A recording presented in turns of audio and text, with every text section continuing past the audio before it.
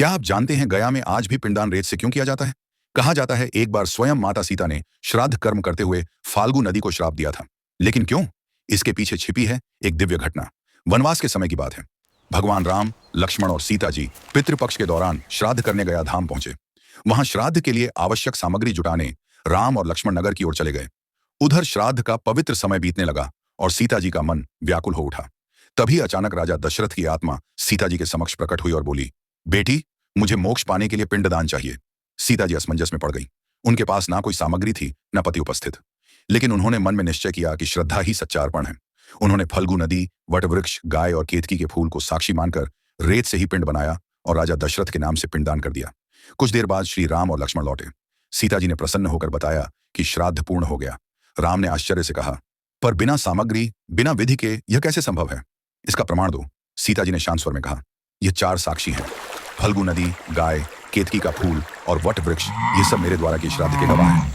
पर जब श्री राम ने इनसे पूछा, फल्गु नदी, गाय और केतकी के फूल, तीनों ने सत्य से मुंह मोड़ लिया। सिर्फ वट वृक्ष ने सत्य की रक्षा की और कहा, हाँ, मैंने देखा है, सीता ने ही स्वयं पिंडदान किया था।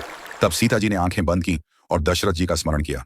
उसी क्षण आकाशवाणी गूंजी, राम, यह सत्य है, सीता ने ही अपने पवित्र भाव से मुझे पिंडदान दिया। राम का संदेह मिट गया, पर सीता जी का हृदय आक्रोश से भर उठा। उन्होंने कहा, जिसने सत्य देखा होते हुए भी झूठ बोला, उसे मेरे श्राप का परिणाम भोगना होगा। उन्होंने फल्गु नदी को श्राप दिया, जा तू केवल नाम की नदी रह जाएगी, तेरे जल का अस्तित्व मिट जाएगा। इसीलिए आज भी गया में फल्गु नदी में रेत तो है, पर पानी नहीं। गाय को श्राप मिला, तू पूज्य होगी पर झूठा खाएगी।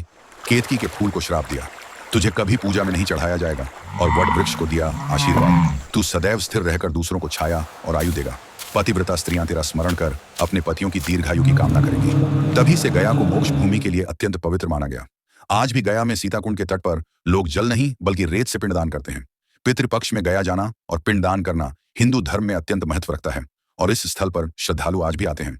प्रभु श्री राम के परम भक्त कमेंट में जरूर लिखना, जय श्री राम।